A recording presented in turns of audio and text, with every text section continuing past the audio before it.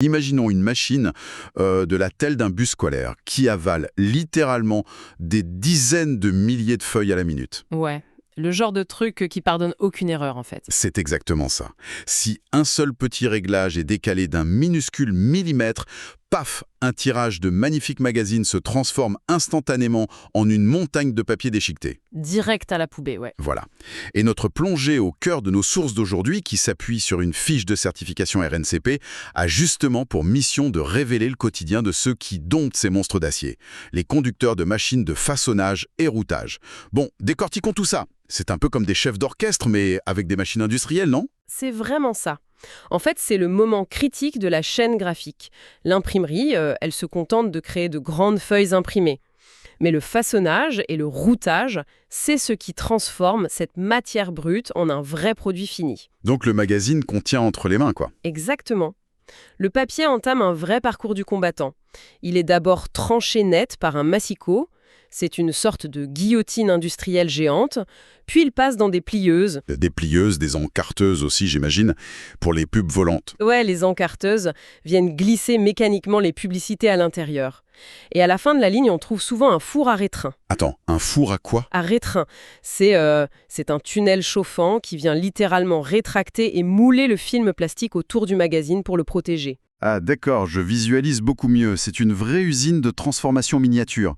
Mais avant de lancer les moteurs à pleine puissance, nos sources insistent beaucoup sur la phase de calage, ce qu'elles appellent le fameux BAF, le bon à façonner. Ça se passe comment concrètement? On arrête tout pour mesurer avec une règle? Bah précisément, ouais. Et la pression est monumentale. Le BAF ou le BAR pour le routage, c'est vraiment l'étalon or. C'est le premier exemplaire parfait. Le conducteur va passer des heures à calibrer la pression mécanique des cylindres, l'alignement précis des courroies, la quantité de colle. Des heures entières. Mais ça doit coûter une fortune d'avoir la machine à l'arrêt. C'est pour ça que c'est si stressant. Tant que ce standard n'est pas validé au millimètre et au gramme près, la production de masse est totalement bloquée. Je comprends bien la tension mécanique du truc. Mais là où les sources m'ont un peu perdu, c'est quand elles parlent de gestion de fichiers informatiques. Qu'est-ce que des bases de données viennent faire au milieu de ces guillotines et de ces fours à chaud?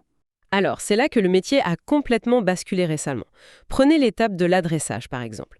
Il faut imprimer des noms et des adresses uniques sur chaque exemplaire à une vitesse vertigineuse avec des têtes à jet d'encre. Ah, donc la donnée change pour chaque magazine qui passe sur le tapis. Voilà. Le conducteur doit savoir lire et intégrer l'architecture d'un fichier numérique complexe, sauf qu'il doit le faire tout en gérant les vibrations d'une ligne mécanique de plusieurs tonnes. Ce frottement entre la donnée virtuelle ultra sensible et la mécanique brute, ça crée une complexité folle. Ce qui veut dire que, même si le calage initial est parfait, le système va forcément s'enrayer à un moment. Les sources mentionnent la maintenance de premier niveau. En clair, quand la machine hurle en pleine nuit, on fait quoi? Le temps s'arrête, mais le chronomètre, lui, continue. Le conducteur peut pas juste appuyer sur l'arrêt d'urgence et attendre les techniciens en sirotant un café. Il doit intervenir physiquement. Il met les mains dans le cambouis direct. Complètement. Si un margeur tombe en panne, c'est le bac automatisé qui alimente une machine en papier. Il faut parfois l'isoler et en raccorder un nouveau en direct. Tout ça en essayant de maintenir le reste de la ligne au ralenti pour pas casser la chaîne. Waouh, c'est un peu le principe d'un arrêt au stand en Formule 1 en fait. La course continue, le stress est au max, et on change les pièces sans perdre une seconde. C'est une super analogie. Sauf qu'ici, le mécanicien doit aussi s'adapter aux caprices de la météo. De la météo? À l'intérieur de l'usine? Bah oui, un taux d'humidité qui varie dans l'atelier et paf, le papier gonfle ou se rétracte, une bobine mal tendue par le fournisseur et le réglage saute, faut tout le temps s'adapter en temps réel. Gérer ce chaos technique, c'est déjà énorme. Mais un détail de la fiche m'a frappé, ce conducteur travaille pas seul face à ces machines, il y a toute une équipe autour. Si l'on relie cela à la vue d'ensemble, l'expertise technique pure est inutile sans un véritable leadership. Le conducteur répartit le travail entre les différents opérateurs pour éviter les goulots d'étranglement. Pour que personne ne se retrouve sous l'eau, quoi. C'est ça.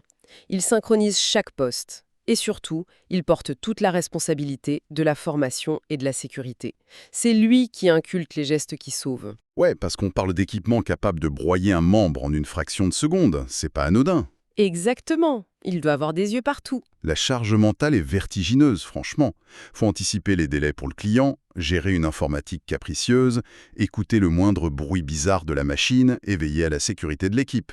C'est vraiment le visage de l'industrie moderne, tu vois. C'est un pont indispensable entre la précision de l'ingénierie, la gestion humaine et les rythmes de production. C'est fascinant de voir tout ce qui se cache derrière. Pour résumer, on a un vrai hybride entre un technicien haute précision, un leader d'équipe et un solutionneur de crise. La prochaine fois qu'un magazine parfaitement relié adressé atterrit dans une boîte aux lettres, il faudra vraiment penser à cette chorégraphie improbable. Clairement, on ne regardera plus son courrier de la même manière. Dans un monde souvent hypnotisé par les algorithmes invisibles, on peut se poser la question. Cette maîtrise absolue de l'automatisation physique, ne serait-elle pas finalement l'une des compétences les plus fascinantes et pourtant totalement sous-estimées de notre époque? Quelque chose à méditer.